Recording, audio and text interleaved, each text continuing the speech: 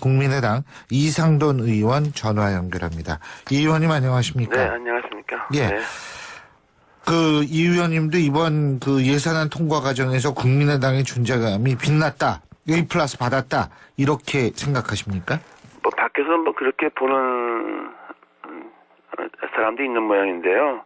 네, 여하튼 우리 당이 원내대표단이 저는 뭐 최대한 역할을 했다고 봅니다. 그 무엇보다도 예산안에 동의했다 그래서 예산안에 대해서 전체가 다 잘됐다 이렇게 보는 건 아니지 않습니까? 네, 그 부분에 이제 몇 가지 예산은 그 집권 여당에서 추구하는 것이 좀 옳지 않다고 생각하지만은 뭐 전반적으로 볼 때 뭐 동의할 수 있다 이런 거죠. 우리 당의 분위기가 다 그랬습니다. 네. 근데 제가 좀 궁금한 게 하나 있더라고요. 네. 지금 국민의당이 이제 지지율을 더 끌어올려야 되는 상황 아니겠습니까? 근데 네. 그 지지율이 중도층에서 나와야 된다고 생각하십니까? 아니면 더불어민주당을 지지하는 지지층 중에서 일부가 좀 더 국민의당을 지지한다고 생각하십니까? 우리 이 당이 작년 총선 때 지지도가 제일 높았다고 뭐 이렇게 생각을 하면요. 그 당시에 보면은 아무래도 그 호남 유권자들의 지지를 받았고 또 거대 양당에 실망을 한 그런 유권자들이 우리를 지지했습니다. 그래서 우리 이 지지 기반은 그 말하자면 두 부분이 제일 크다고 생각합니다. 근데 이제 그간에 우리가 양쪽에서 다 좀 지지도를 상실을 했죠. 그러니까 우리는 지지도를 높이려고 그러면 원래 그 두 그룹의 지지를 갖다가 다시 획득하도록 해야 되겠죠. 그럼 이번 예산안 통과가 국민의당 지지율을 올리는 데 좀 도움이 될 거라고 보십니까? 네, 저는 호남 유권자들한테서는 상당히 좋은 반응을 얻었다고 생각합니다. 그리고 좀 우리가 좀 상실했던 이른바 그 중도 보수 유권자들의 표심 이런 것을 앞으로 좀 노력을 해서 더 이상 회복할 수 있다고 생각합니다. 그 예산안 처리와 관련해서 그렇다고 생각하신다는 말씀하셨는데, 바른정당 유승민 대표는 예산안 처리가 역사에 남은 큰 잘못이다. 국민의당과 정책 연대 협의체 출범 이후에 첫 시험대였는데 상당히 실망스러웠다. 다시는 이런 일이 없었으면 좋겠다. 이런 얘기를 했거든요. 네, 유승민 대표는 예산안 대해서 반대표를 갖다가 확실히 표명을 했죠. 네, 그런데 국민의당과 정책연대협의체가 출범을 했다 그러는데 그것이 당내 많은 의원들한테 크게 공감대가 있었느냐? 저는 그게 별로 큰 공감대가 없었다고 생각합니다.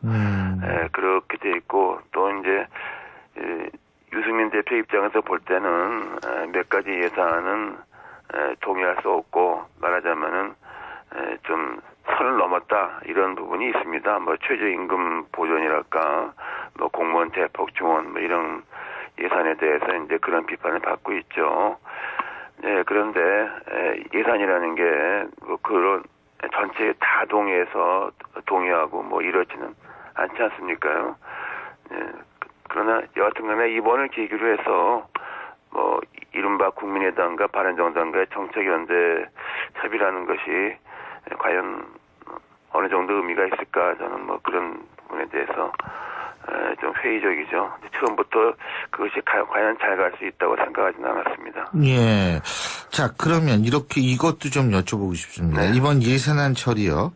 이 부분에 대해서 안철수 대표에게 어떻게 긍정적인 영향을 미쳤다고 보십니까? 아니면 안철수 대표에게 부정적인 영향을 미쳤다고 보십니까? 이번 예산에서 뭐 제가 내부적인 것은 확실히 알 수는 없지만은 대체로 생각하는 것이 안 대표가 예산 협상에서 한 역할은 뭐 거의 없었다고 생각합니다. 네, 그것은 아무래도 이제 원외 대표 한계도 있고 또 무엇보다도 안철수 대표가 당내 원내 의원들과 공감하는 부분이 워낙 적기 때문에 사실상 예산 협상에서 당 대표가 큰 별다른 역할하지 못했죠. 그것은 확실한 것 같습니다. 공감하는 부분이 워낙 적다라고 말씀하셨죠. 네네. 그러니까 접촉을 많이 안 한다 이래서 공감이 적은 거예요? 그런 것도 있고 기본적으로 그 안철수 대표가 당 대표 당선 이후의 행보가 대부분 의원들하고서는 전혀 공감대가 없는 거였죠. 지금 100일 됐다고 그러더라고요. 안철수 네네. 대표가 당대표 된 지. 근데 이게 지금 100일 됐는데 잘한 점 잘못한 점 뭐라고 보십니까? 글쎄요, 잘하고 잘못하고 평가할 게 별로 없다. 저는 그렇게 생각합니다. 평가할 게 없다. 어떤 의미죠? 그래서 제일 문제는 평가할 게 없다면 좀 기보다는 그 통합 논의로 그 분란만 크게 일으키지 않았나. 이제 통합도 이제는 통합할 수 있는 대상 자체가 거의 이제 소멸돼 버리다시피 하지 않았습니까? 분위기가 이제는 통합이라는 얘기는 나오기 어렵게 돼 버렸죠. 그 처음부터 불가능했던 겁니다. 쓸데없는 분란을 일으킨 거죠. 처음부터 불가능한 걸 안철수 대표가 밀어붙였다. 네, 그렇죠. 그러니까 제가 논의이 처음부터 안 되는 거다 그러지 않았습니까? 그리고 그렇게 생각하는 거 보면은 정치적 판단력에 상당히 문제가 있다 말이죠. 정치적 판단력에 문제가 있다. 네, 그렇죠. 그러니까 정치한 지 얼마 안 돼가지고 잘 상황 파악이 안 된다 이 말씀이세요? 글쎄요, 얼마 안 되지만 대통령 선까지 나왔는데 대통령 후보로 나왔던 정치인 당 대표가 그런 판단을 한다는 것은 좀 믿기 어려운 일이죠.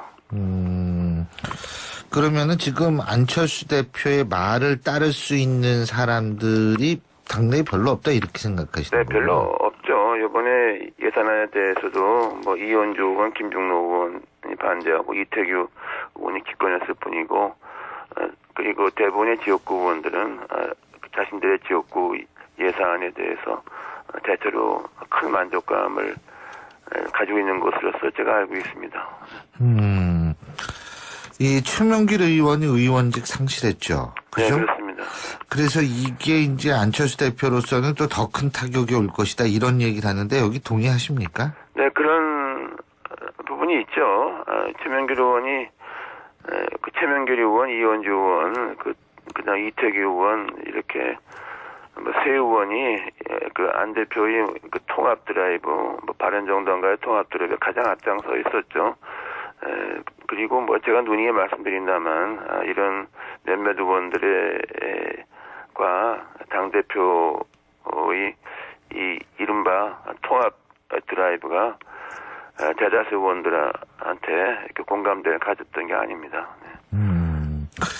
지금 최명길 의원 얘기가 전 의원이죠 이제 네. 얘기가 나왔으니까 말인데 지금 송파을이죠 이분 지역구가. 네, 그렇습니다. 그러면은 여기에 안철수 대표 출마론까지 나오는 모양이에요. 어떻게 그건 보십니까? 언론에서 이렇게 쓰는 거 아니겠습니까? 이렇게 저렇게 가능하지 않다라고 보시는 거예요? 네, 저는 가능하지 않다고 봅니다. 왜요? 지난번에 예. 지역구는 사퇴했는데 또다시 좀 재보궐선거에 나간다는 명분도 부족하고 그리고 과연 당선 가능성이 있겠느냐는 것도 그것 또 다른 문제라고 봅니다. 그러니까 결국은 나가지 않을 것이다. 그러니까 지금까지 얘기를 우리가 중간에 종합을 해보면 안철수 대표가 당에서 이 왕따라고 지금 생각하십니까? 왕따라는 표현이 적절한지 어떤지 모르겠습니다만 저간에 대다수 의원들하고서는 따로 논다. 논다 그러나요? 따로 가고 있다. 이렇게 돼 있고 별로 대표가 이제 무슨 어떤 얘기를 하는 거에 대해서 크게 거기에 대해서 신경들 안 쓴다. 신경을 안 쓰는 그런 상황까지 온 것 같습니다. 그래서 제가 리더십이 사실상 와야 된 게 아니냐 이런 말을 리더십이 또 와야 이것은 됐다. 처음부터 예. 예상이 됐던 겁니다. 왜냐하면 당 대표를 다시 나온 것 자체가 저는 큰 패착이라고 봅니다. 왜냐하면은 대통령 선거에 패배했다는 걸 떠나서 그 후에 제보조작 사건 같은 거, 그 다음에 그로 인해서 얼마나 많은 사람들이 상실감 또 몇몇 사람들은 법정에 쓰기도 했고 또한 박지원 의원께서 대표가 재산 패배에 책임을 지고서 그만뒀는데 뭐 후보가 또 당대표가 되겠다고 나왔던 것 자체가 저는 잘못됐다고 처음부터 생각했습니다. 그렇다면 이제 앞으로 중도 통합 드라이브라는 거는 굉장히 추동력이 떨어질 것이다 이렇게 보시겠네요. 그죠? 그 중도 통합이라는 게 처음부터 그런 식으로 될 수가 없죠. 될 수가 잘 없다. 아시겠지만은 네. 영국의 토니 블레어 전 총리가 네. 성공했던 것은 노동당의 기반을 다 가지고 그 다음에 기존 보수당 정책에 식상했던 중도 보수층을 흡수했던 것이지 자기 기반도 없이 뭐 중간층 타타 털어서 집권을 하겠다 또는 뭐 그런 정치학 공부하시니까 잘 아시지 않습니까? 뭐 그렇게 될 수가 있습니까? 네. 아니 지방선거는 어떻게 예상하세요? 지방선거는 현재 현 정권의 높은 지지도를 볼 때 수도권과 에서는 민주당이 우세하다고 봐야죠. 보고 그러나 이제 우리 당 입장에서는 다른 거는 떠나서 특히 이제 우리 지역구 의원들이 많이 계시는 호남도 위태한 거 아니냐 이런 우려가 있었는데 이제는 그 우려는 이제 좀 점차 불식되고 있다고 생각합니다. 그렇군요. 자, 지금 다당제는 유지돼야 된다고 보십니까? 아니요, 다당제 유지되고 뭐고는 예. 다당제는 그 자체가 예. 목적이 아니지 않습니까요? 네, 이런 과정을 통해서 결과적으로 이제 다당제 정당 구조가 이제 만들어진 거죠. 네. 그러니까 그것은 우리 당의 입장에서는 다당제가 불필요하다 하면 우리 당의 존재를 부정하는 거 아닙니까요? 그러니까 그런 질문은 적절하지 않고 우리는 유권자들이 우리를 자립사 가까운 정당으로 만들어주는 거 그것의 원래의 뜻이 무엇인가를 새겨서 열심히 할 뿐입니다. 자, 개헌 문제를 통해 가지고요. 이게 이제 또 개헌 문제, 권력 구조 문제가 네, 그렇습니다. 이 다당제, 양당제 이런 것하고도 밀접한 관련이 있는 거 아니겠어요? 그런데 권력 구조 문제에 있어서 더불어민주당하고 더 가깝습니까? 아니면 바른정당이나 딴 쪽하고 더 가깝다고 보십니까? 네, 현재요. 자유한국당은 개헌에 대해서 당의 공식적인 입장이 대충이라도 나온 게 없습니다. 그런데 대통령 직선제, 연임제 이것은 아니라고 생각이 되고요. 우리는 당론으로서 그간에 이제 여러 차례 개헌자문위원회 등등 학자 그룹에서 만들어낸 의원내각제 기초한 분권형 정부가 적절하다. 우리는 그런 입장입니다. 아, 당론으로서? 네, 그런 입장인데 민주당은 좀 다르죠. 네. 바른정당하고는 어떠세요? 네, 바른정당도 정확한 입장이 아직 개헌 나오지 않았고 유승민 대표는 과거부터 미국식의 권력 분립에 기초한 대통령 중임제가 적절하다는 것이 소신이었죠. 자, 마지막으로 한 가지만 더 여쭙겠습니다. 문무일 검찰총장이 사회 전체가 한 가지 이슈에 너무 매달려 있었는데 이런 일들이 오래 지속되는 게 사회 발전에 크게 도움이 되지 않는다. 그러면서 되도록 올해 안에 주요 적폐 사건을 마무리하겠다. 이런 얘기를 했는데 어떻게 보십니까? 저는 그 발언은 검찰총장으로서 적절치 않다고 봅니다. 검찰총장은 범법 사건, 비리, 불법이 있으면은 그 나오는 대로 수단하는 것이지. 검찰총장이 올해 하는 것이 이제 한 달밖에 안 남았는데 모든 걸 한 달 내에 다 끝내겠다. 저는 검찰총장이 그런 말을 하는 건 아니라고 봅니다. 상당히 좋은 반응을 얻었다고 생각합니다. 그리고 좀 우리가 좀 상실했던 이른바 중도 보수 유권자들의 표심 이런 것을 앞으로 좀 노력을 해서 더 이상 회복할 수 있다고 생각합니다. 예산안 처리와 관련해서 그렇다고 생각하신다는 말씀하셨는데 바른정당 유승민 대표는 예산안 처리가 역사에 남은 큰 잘못이다. 국민의당과 정책 연대 협의체 출범 이후에 첫 시험대였는데 상당히 실망스러웠다. 다시는 이런 일이 없었으면 좋겠다. 이런 얘기를 했거든요. 네, 유승민 예. 대표는 예산안 대해서 반대표를 갖다가 확실히 표명을 했죠. 네, 그런데 국민의당과 정책연대협의체가 출범을 했다 그러는데 그것이 당내 많은 의원들한테 크게 공감대가 있었느냐? 저는 그게 별로 큰 공감대가 없었다고 생각합니다. 그렇게 돼 있고 또 이제 유승민 대표 입장에서 볼 때는 몇 가지 예산은 동의할 수 없고 말하자면은 좀 선을 넘었다 이런 부분이 있습니다. 뭐 최저임금 보존이랄까, 뭐 공무원 대폭 지원 뭐 이런 예산에 대해서 이제 그런 비판을 받고 있죠. 네, 그런데 예산이라는 게 뭐 그런 전체에 다 동의하고 뭐 이러지는 않지 않습니까요?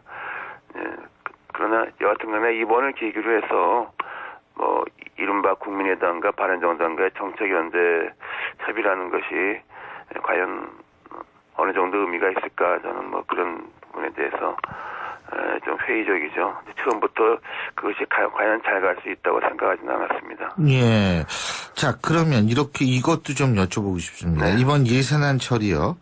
이 부분에 대해서 안철수 대표에게 어떻게 긍정적인 영향을 미쳤다고 보십니까? 아니면 안철수 대표에게 부정적인 영향을 미쳤다고 보십니까? 안철수 대표의 말을 따를 수 있는 사람들이 당내에 별로 없다 이렇게 생각하시는 네, 거예요? 별로 없죠. 이번에 예산안에 대해서도 뭐 이현주 의원, 김중로 의원이 반대하고 이태규 의원이 기권했을 뿐이고 그리고 대부분의 지역구 의원들은 자신들의 지역구 예산안에 대해서 대체로 큰 만족감을 가지고 있는 것으로서 제가 알고 있습니다. 이 최명길 의원이 의원직 상실했죠. 그죠? 네, 그렇습니다. 그래서 이게 이제 안철수 대표로서는 또 더 큰 타격이 올 것이다 이런 얘기를 하는데 여기 동의하십니까? 네, 그런 부분이 있죠. 최명길 의원이 그 최명길 의원, 이현주 의원, 그다음 이태규 의원 이렇게 뭐 세 의원이 그 안 대표의 그 통합 드라이브, 뭐 바른정당과의 통합 드라이브에 가장 앞장서 있었죠. 그리고 뭐 제가 누누이 말씀드린다만 이런 몇몇 의원들과 당 대표의 이 이른바 통합 드라이브가 대다수 의원들한테 이렇게 공감대를 가졌던 게 아닙니다. 지금 최명길 의원 얘기가 전 의원이죠 이제 네. 얘기가 나왔으니까 말인데 지금 송파을이죠 이분 지역구가. 네, 그렇습니다. 그러면은 여기에 뭐 안철수 대표 출마론까지 나오는 모양이에요. 어떻게 그건 보십니까? 뭐 언론에서 이렇게 쓰는 거 아니겠습니까? 이렇게 저렇게 가능하지 않다라고 보시는 거예요? 저는 뭐 가능하지 않다고 봅니다. 뭐 왜요? 지난번에 예. 지역구 의원 사퇴했는데 또 다시 좀 재보궐 선거에 나간다는 명분도 부족하고 그리고 과연 당선 가능성이 있겠느냐는 것도 그것 또 다른 문제라고 봅니다. 그러니까 결국은 나가지 않을 것이다. 그러니까 지금까지 얘기를 우리가 중간에 종합을 해보면 안철수 대표가 당에서 뭐 이 왕따라고 지금 생각하십니까? 뭐 왕따라는 표현이 뭐 적절한지 어떤지 모르겠습니다만 저간에 대다수 의원들하고서는 따로 논다. 뭐 논다 그러나요? 뭐 따로 가고 있다. 뭐 이렇게 돼 있고 이번 예산에서 예. 뭐 제가 내부적인 것은 확실히 알 수는 없지만은 대체로 생각하는 것이 안 대표가 예산 협상에서 한 역할은 뭐 거의 없었다고 생각합니다. 네, 그것은 아무래도 이제 원외 대표 한계도 있고 또 무엇보다도 안철수 대표가 당내 원내 의원들과 뭐 공감하는 부분이 워낙 적기 때문에 사실상 예산 협상에서 당 대표가 뭐 큰 별다른 역할하지 못했죠. 네. 뭐 그것은 확실한 것 같습니다. 공감하는 부분이 워낙 적다라고 말씀하셨죠? 네네. 그러니까 접촉을 많이 안 한다 이래서 공감이 적은 거예요? 그런 것도 있고 뭐 기본적으로 그 안철수 대표가 당대표 당선 이후에 행보가 뭐 대부분 의원들하고서는 전혀 공감대가 없는 거였죠. 지금 100일 됐다고 그러더라고요. 안철수 네네. 대표가 당대표 된 지. 근데 이게 지금 100일 됐는데 잘한 점 잘못한 점 뭐라고 보십니까? 글쎄요, 뭐 잘하고 잘못하고 평가할 게 별로 없다. 저는 그렇게 생각합니다. 평가할 게 없다. 어떤 네, 의미죠? 그래서 제일 문제는 뭐 평가할 게 없다면 좀 이기보다는 그 통합 논의로 그 분란만 크게 일으키지 않았나. 이제 통합도 이제는 뭐 통합할 수 있는 대상 자체가 뭐 거의 뭐 이제 소멸돼 버려다시피 하지 않았습니까? 분위기가 이제는 뭐 통합이라는 얘기는 뭐 나오기 어렵게 돼버렸죠. 네. 그 처음부터 그 불가능했던 겁니다. 그래서 쓸데없는 분란을 일으킨 거죠. 처음부터 불가능한 걸 안철수 대표가 밀어붙였다. 네, 그렇죠. 그러니까 제가 뭐 논의 처음부터 안 되는 거다 그러지 않았습니까? 그리고 뭐 그렇게 생각하는 거 보면은 정치적 판단력에 상당히 문제가 있다 말이죠. 정치적 판단력에 문제가 있다. 네, 네, 그렇죠. 네. 그러니까 정치한 지 얼마 안 돼가지고 잘 상황 파악이 안 된다 이 말씀이세요? 글쎄요, 뭐 얼마 안 되지만 대통령 선까지 나왔는데 대통령 후보로 나왔던 정치인 당 대표가 뭐 그런 판단한다는 것은 좀 믿기 어려운 일이죠. 그러면은 지금 국민의당 이상돈 의원 전화 연결합니다. 이 의원님 안녕하십니까? 네, 안녕하십니까? 예. 네. 이 의원님도 이번 그 예산안 통과 과정에서 국민의당의 존재감이 빛났다. A+ 받았다. 이렇게 생각하십니까? 뭐 밖에서 뭐 그렇게 보는 사람도 있는 모양인데요. 네, 여하튼 우리 당이 원내대표단이 저는 뭐 최대한 역할을 했다고 봅니다. 그 무엇보다도 예산안에 동의했다 그래서 예산안에 대해서 전체가 다 잘됐다 이렇게 보는 건 아니지 않습니까? 네. 네, 그 부분에 이제 몇 가지 예산은 그 집권 여당에서 추구하는 것이 좀 옳지 않다고 생각하지만은 뭐 전반적으로 볼 때 뭐 동의할 수 있다 이런 거죠. 우리 당의 분위기가 다 그랬습니다. 네. 근데 제가 좀 궁금한 게 하나 있더라고요. 네. 지금 국민의당이 이제 지지율을 더 끌어올려야 되는 상황 아니겠습니까? 근데 네.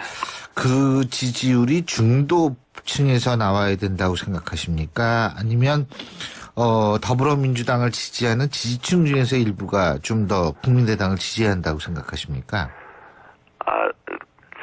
우리 이 당이